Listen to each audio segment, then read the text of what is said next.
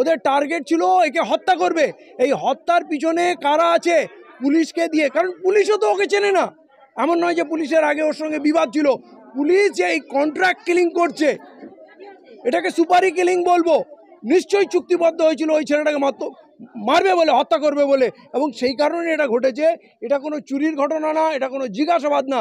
কারণ আইন জিজ্ঞাসাবাদ করার জন্য কারো বিরুদ্ধে চুরির অভিযোগ থাকলে তাকে হত্যা করার অনুমতি এরা দেয় না। কেউ যাতে মুখ না খোলে, একটা সন্ত্রাসের রাজত্ব তৈরি করা হচ্ছে বাংলায়। 4 তারিখ রেজাল্ট বেরোনোর পর এখন পর্যন্ত পুরো ভারতে 15 জনকে পিটিয়ে হত্যা করা হয়েছে, যার মধ্যে 5 জন বাংলায়, 4 জন উত্তরপ্রদেশে। তার মানে বাংলা এগিয়ে, বাংলা এই হত্যালীলায় এগিয়ে। কিন্তু মুখ্যমন্ত্রীর মুখ থেকে টু শব্দটি শোনা যাচ্ছে না।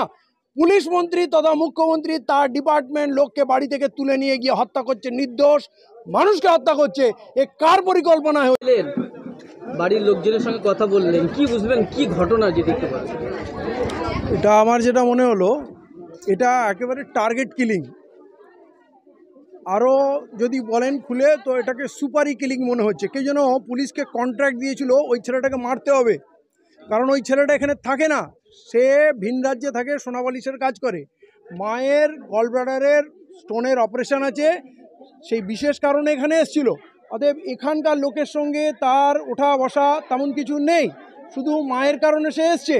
অতএব সেই ছেলেটা কোথাও কিছু না, পুলিশ তার বাড়িতে চলে আসলো কিনা চুরির অভিযোগ, কিন্তু তার নামে কোনো চুরির অভিযোগও নেই, কোনো এফআইআরও নেই। তাহলে পুলিশ কি স্বপ্ন দেখলো?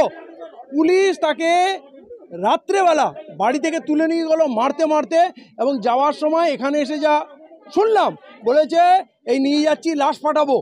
এবং তার পরের দিনে তার মা, তখন মা গলব্লাডার অপারেশন করে ফিরেছে, তার মার সামনে এসে যখন পানি চাচ্ছে, বিস্কিট চাচ্ছে, মায়ের সামনে মারছে, তাকে তুলে নিয়ে গেল। এবং যে ভিডিও দেখেছি, পা থেকে মাথা পর্যন্ত কোনো জায়গায় 1 ইঞ্চি খালি নেই যেখানে তার টর্চার হয়নি।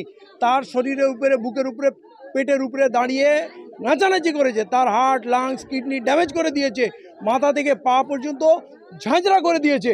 অতএব এইটা কোনো পুলিশের জিজ্ঞাসাবাদ হতে পারে না। ওদের টার্গেট ছিল একে হত্যা করবে। এই হত্যার পিছনে কারা আছে? পুলিশকে দিয়ে, কারণ পুলিশও তো ওকে চেনে না। এমন নয় যে পুলিশের আগে ওর সঙ্গে বিবাদ ছিল। পুলিশ যে এই কন্ট্রাক্ট কিলিং করছে, এটাকে সুপারি কিলিং বলবো। নিশ্চয়ই চুক্তিবদ্ধ হয়েছিল ওই ছেলেটাকে মারবে বলে, হত্যা করবে বলে, এবং সেই কারণে এটা ঘটেছে। এটা কোনো চুরির ঘটনা না, এটা কোনো জিজ্ঞাসাবাদ না। কারণ আইন জিজ্ঞাসাবাদ করার জন্য কারো বিরুদ্ধে চুরির অভিযোগ থাকলে তাকে হত্যা করার অনুমতি এরা দেয় না। অতএব এরা এই হত্যা করলো, এবং লাগাতার পশ্চিমবাংলায় পুলিশ কাস্টোডিয়াল ডেথ আমরা দেখছি। এর আগে বারুইপুর জেলে 4 জন যুবককে পিটিয়ে হত্যা করলো, যাদেরকে এমনি তুলে আনা হয়েছিল।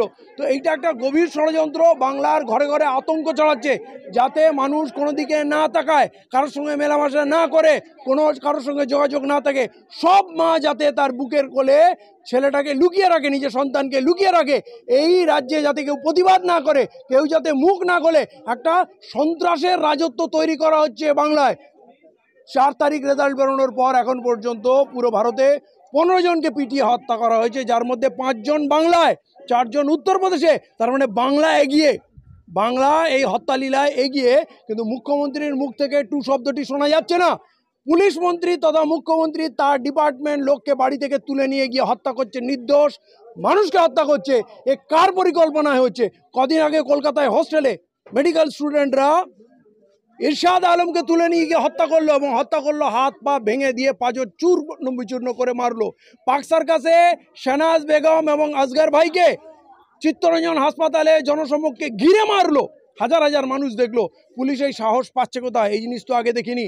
তাহলে কোথাও না কোথাও মুখ্যমন্ত্রী তথা পুলিশ মন্ত্রীকে দায় নিতে হবে যে তার প্ররোচনা এটা হচ্ছে। তার একটা ঘটনায় তার কোনো মুখ থেকে কথা বেরোয় না, একটা ঘটনায় তার কোনো অ্যাকশন দেখি না। তাহলে আমরা বিজেপিকে, আরএসএসকে পরাস্ত করে কি করলাম? এই 3 বার ধরে যে মুখ্যমন্ত্রীকে আমরা চিফ মিনিস্টার বানালাম, এই জন্যে যে আমাদের ছেলেদের লাশ আমাদের বাড়িতে ফিরবে।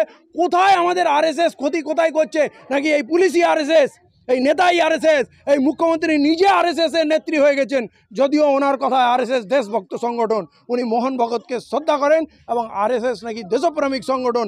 এই তার দেশপ্রেম? এর শুধু ভাগটা আমরা নেব?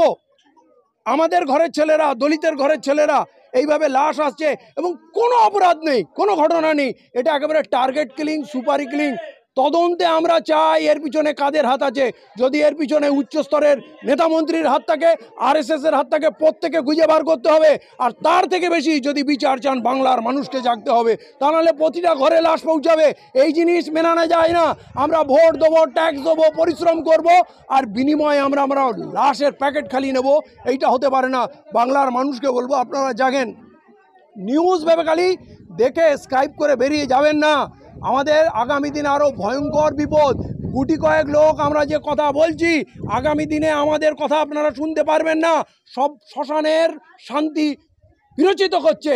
চতুর্দিকে ভয় আতঙ্কে মুখ খুলতে পারছে না। কোনো সামাজিক সংগঠন, ধর্মীয় সংগঠন, রাজনৈতিক সংগঠন কেউ মুখ খুলছে না। আমরা গুটি কয়েক মানুষ মুখ খুলছি। আমি বলছি, আপনারা মুখ খুলুন। আপনার হয়ে কেউ কথা বলবে না। আপনার লড়াই আপনাকে লড়তে হবে, ঐক্যবদ্ধ হতে হবে এবং মানুষকে তার বিচার আদায় করে নিতে হবে। আমরা বিজেপি, আরএসএস এর বিরুদ্ধে প্রচুর লড়েছি। এখানে আজকে আমরা এলাম, আপনার শুনলাম তার মায়ের কাছ থেকে, বাড়ির পরিবারের লোকজনের কাছ থেকে, যে পুলিশ তাকে এমন ভাবে অত্যাচার করেছে, একজন তার বিরুদ্ধে চোরের অভিযোগ দিকে তাকে অত্যাচার করেছে এবং তাকে বলছে যে ইলেকট্রিক শক দিয়েছে তাকে। এই যে আমি শুনলাম ওর মার ছটফট করছে এবং পুলিশ জয় শ্রীরাম ধ্বনি দিচ্ছে এবং ওকে বলছে জয় শ্রীরাম ধ্বনি দে। ওর দাড়ি ধরে টেনেছে, ওর যৌনাঙ্গে ইলেকট্রিক শক দিয়েছে, পেটের উপরে, বুকের উপরে দাঁড়িয়ে নেচেছে, পা থেকে মাথা 1 ইঞ্চি জায়গা খালি নেই।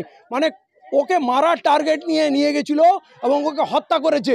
এইটা পুলিশের টার্গেট ছিল। পুলিশ কার জন্যে করলো? আমার প্রশ্ন হলো, কার ইন্ধনে করছে? ওই পুলিশের সঙ্গে তো ওই ছেলেটির সম্পর্কই ছিল না। এই যে টার্গেট করে মারলো, এর পিছনে কারা আছে তাদের খুঁজে বার করতে হবে এবং উপযুক্ত শাস্তির ব্যবস্থা করতে হবে। যদি বাংলার মানুষ গর্জে না ওঠে, নড়ে না বসে, আমরা কিন্তু বিচার পাবো না। এইখানে কিন্তু সন্ত্রাসের রাজত্ব কায়েম হয়েছে। আগামী দিনে যাতে মানুষ মাথা না তোলে, এটা তারই ব্যবস্থা হচ্ছে, শক ট্রিটমেন্ট হচ্ছে। আপনারা কি চাইবেন? আমরা ওই পুলিশের উপযুক্ত শাস্তি চাই। ওদের ইমিডিয়েট সাসপেন্ড করা হোক। ওদের নিরপেক্ষ জাজকে, রিটায়ার্ড জাজের অধীনে বিচার ব্যবস্থা কায়েম হোক, কমিটি গঠন হোক এবং রিপোর্ট তৈরি হোক। কারণ এই পুলিশ ডিপার্টমেন্টের উপরে আমাদের ভরসা নেই, পুলিশের মন্ত্রীর উপরে ভরসা নেই। কারণ আনিস খানের দুবার পোস্টমর্টম করেও তার মৃত্যুর কারণ নাকি আমরা খুঁজে পেলাম না। সে নাকি নিজেই মারা গেছিল।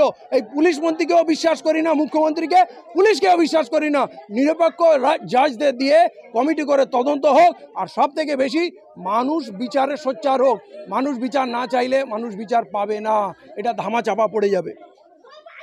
ধন্যবাদ।